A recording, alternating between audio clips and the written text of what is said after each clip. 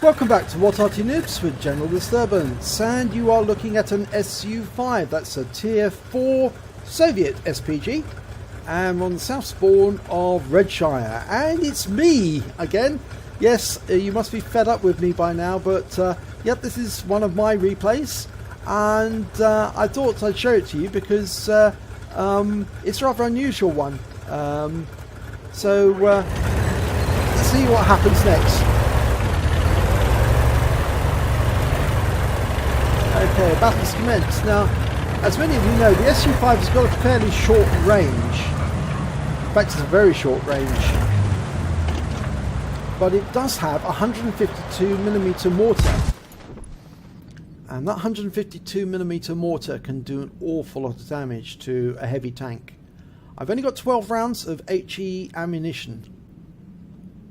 But what I've done is I've set myself up on the corner to fire it where the heavies will turn up, and when they start meeting each other and try to fight it out, I'm going to lay some shells right onto the engine decks of those heavies and give them a headache.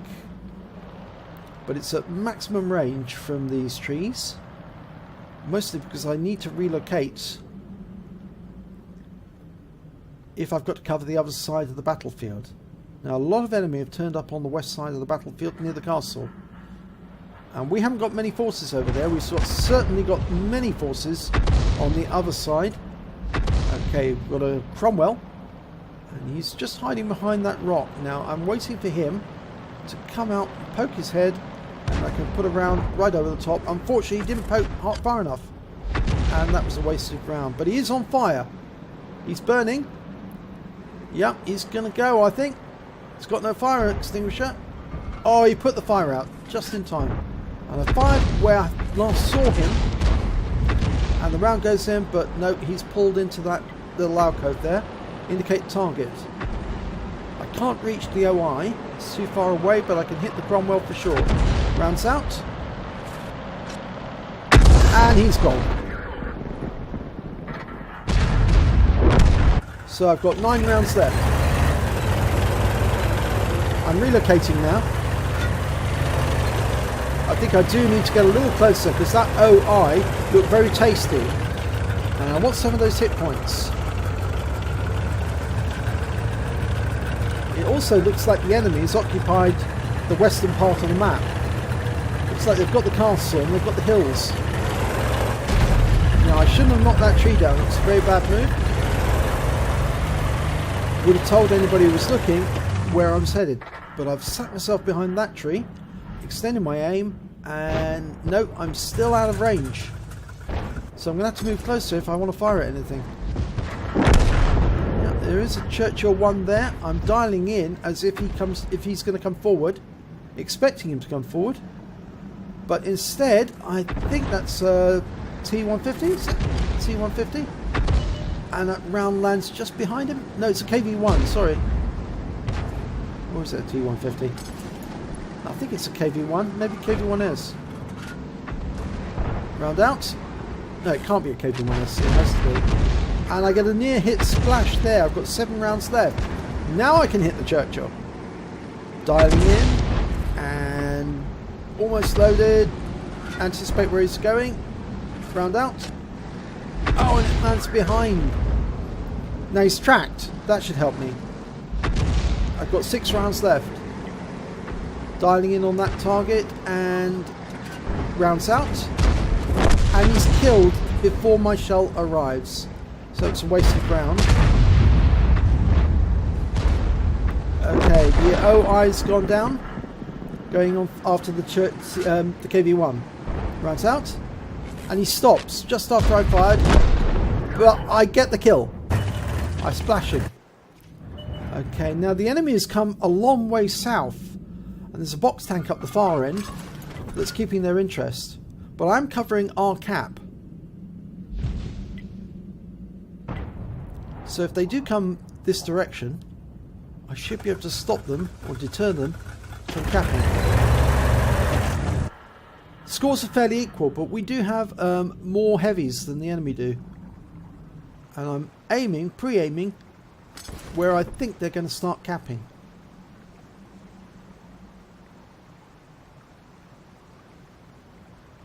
I'm the closest person to the cap at the moment on my team.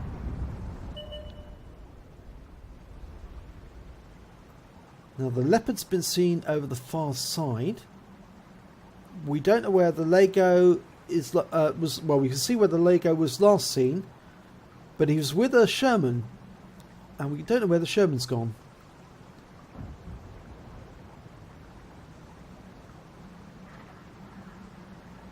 Now we've lost our OI experimental.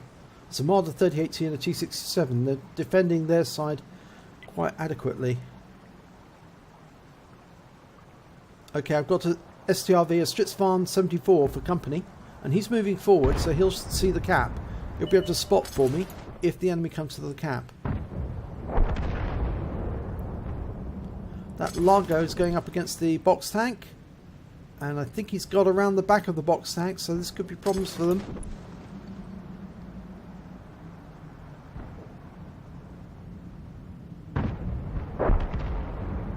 But the Largo's taken down.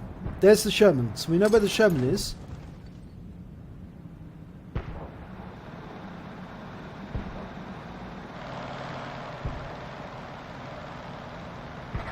And the Sherman takes out the box tank. Now he's going to go up against the Stritzfarn 74 very shortly. He's moving in this direction, and I can just reach far enough. And he's taken out by the Stritzfarn 74. So it's 5 against 3 now. 2 tank destroyers and an Arty. A SU-8, a T67 and a Marder 38T.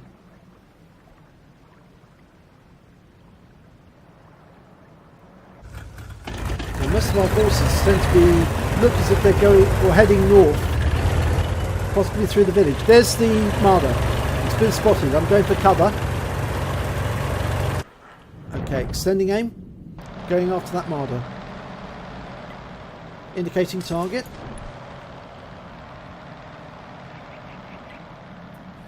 No, lost him. FV304 is going up to have a look, see if he can find him. There he is. He's been spotted. And he's got past the Burt, but the Burt's moving. And T67's there as well. I'm trying to line up a shot, and then I realise obviously the T67's going to be a more dangerous target. We're now equal on numbers, but that T67's still moving. I can't hit him, because by the time my shell arrives he will have gone. Okay, the Marder's now virtually stationed. Well, it's just backing up. It's a lot slower. Rounds out. Oh, fell behind him. I'm reloading. I've only got 3 rounds left. Dialed in on the Marder. If he sits there, I can get him. Rounds out. And I kill him. That just leaves T67 and the SU-8's coming up on my left. On my right, rather. And the T67's taken out. There's the SU-8. He's backing up. I've got 2 rounds left. I fire. And the shot goes wide to one side. But I indicate my target. My last round. Dialing in on the target. We are reloading. The SU-8 is aimed at the T50 and firing at him. And I take him out. 1 shot kill. 270 hit points with my last round. And there's the results of the battle. It's a first-class tanker for general disturbance in the SU-5. It's a bruiser medal for getting at least 5 critical hits. I got 7. And I got a fighter badge for getting at least 4 kills. But the reason this battle is special, I got a Fadin's. It's my second Fadin's. Yes, I managed to kill the last enemy with my last shell in my magazine, which is not too difficult with the SU-5 because it is the Fadin's medal machine, as Jingles once called it. Because it's got so little ammunition, it's very easy to find that you run out of ammunition right at the end of the battle, and with the last kill you get with your last shot. I've done this actually. My previous Fadin's was also with the same Arty. And in this particular instance, I didn't actually realise that was my last round because I wasn't watching my ammunition load. I just realised that I'd missed him with the first shot. I dialed in for the last shot and I got him. So that was very pleasing. If you look at the team scores, I only managed mid-table with 525 hit points of damage, but I did come top when it came to kills, or joint top with the box tank, and when it came to base XP, I came third with 653. I fired all 12 rounds of ammunition, got 2 direct hits, 2 penetration, 5 splash, damage of 525 hit points, of which 255 were at more than 300 meters. I hit 4 of the enemy, killed 4 of the enemy. I earned premium on a premium count 16,923 credits, and after ammunition resupply I took away 13,443 credits. I earned XP of 980, but it was times 2, so I took away 1,960 XP in total. So I think you can see really the SU-5 is worth getting up to the 152mm cannon, the top gun, just so that you can experience getting a Fadin's medal, and also that you can really heavily hit an enemy if you can dial in on the target, and the target's a nice slow moving one.